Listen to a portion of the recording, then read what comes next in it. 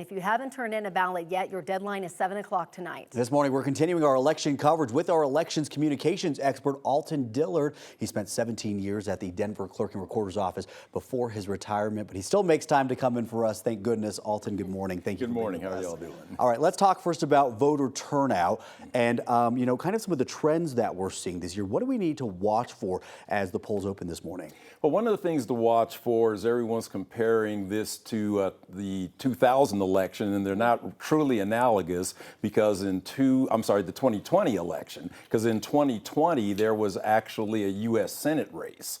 And so that could be considered a driver. So another thing to look out for turnout-wise is there are people and communities who just have a tie to election day itself. So you're going to start seeing it get busier around the city, throughout the surrounding counties, and all the way border to border. It's going to start picking up today.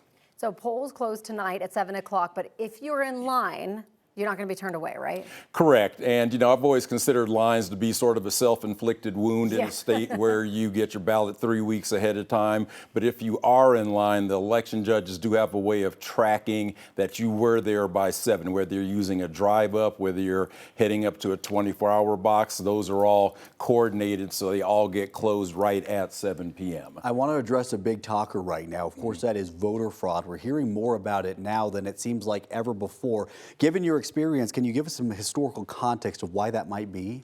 Yeah, one of the reasons that that's going on is just because it really plays into this national narrative. So here's a couple of examples that hardly got any press. Back when I first started with Denver County, this was about 2005, we found someone who had voted a deceased voter's ballot by using the signature verification process. And then in 2009, when there was a ballot issue to get the sheriff's arrest power, we actually found out that there were people forging signatures on that on that petition through a separate process.